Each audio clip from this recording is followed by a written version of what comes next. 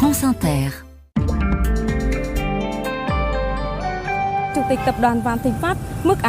C'est d'abord au Vietnam que nous sommes, Kevin, à l'issue d'un procès hors du commun. Oui, celui du plus gros scandale financier que le pays ait connu, 25 milliards d'euros détournés via un montage entre une banque et un grand groupe immobilier. Eh bien, la patronne de ce groupe, Trong My Lan, a été condamnée aujourd'hui à la peine de mort. C'est rarissime dans ce genre d'affaires, reconnue coupable de corruption, détournement de fonds et violation de la loi bancaire. Elle a toujours nié.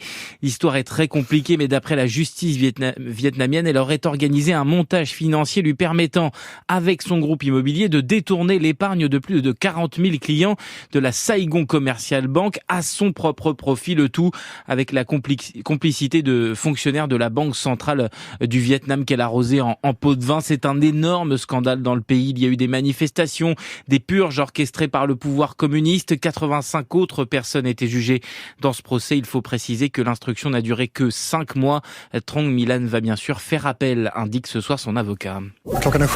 Et nous sommes maintenant en Suède où les fouilles au corps vont être plus fréquentes. Oui, alors que les fusillades entre gangs se multiplient dans le pays. Encore hier soir, un père de famille a été tué par balle en banlieue de Stockholm. Le Parlement vient d'adopter une loi qui permet à la police de créer des zones temporaires où les policiers auront le droit de fouiller non seulement les véhicules, mais aussi les personnes, des fouilles au corps sans aucun motif particulier, simplement en contrôlant aléatoirement. La mesure entre en vigueur à la fin du mois. Ces zones ne pourront être mises en place que pendant 2 semaines maximum au même endroit. Le texte est passé de justesse. Il faut dire qu'il est controversé, surtout en raison des détails donnés récemment par le ministre de la Justice qui affirmait que ces contrôles seraient menés sur la base, je cite, d'un profil de risque établi par les forces de l'ordre, sans en dire plus, ou, je cite encore, si une personne s'habille d'une certaine manière ou se comporte de façon anormale, fermez les guillemets, sans de préciser que ces contrôles ne se feraient pas en fonction de l'ethnie des personnes. La gauche parle tout de même d'une loi raciste.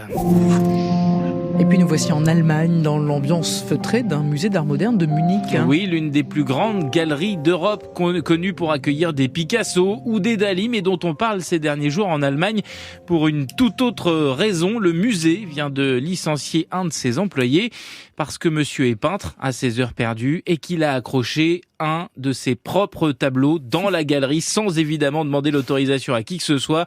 D'après la police citée par le Süddeutsche Zeitung, il voulait ainsi percer artistiquement. Il a aussi percé les murs pour accrocher son tableau lui-même. On ne sait pas combien de temps exactement il a été exposé. Le musée assure que ça n'a pas duré longtemps. Et moi je dis c'est bien essayé. Oui, bravo à lui. Kevin. Tente rien à rien. Voilà, merci beaucoup Kevin. Vous partez en passant par le Brésil avec un immense classique de João Gilberto, O Pato. Ça veut dire le canard, figurez-vous.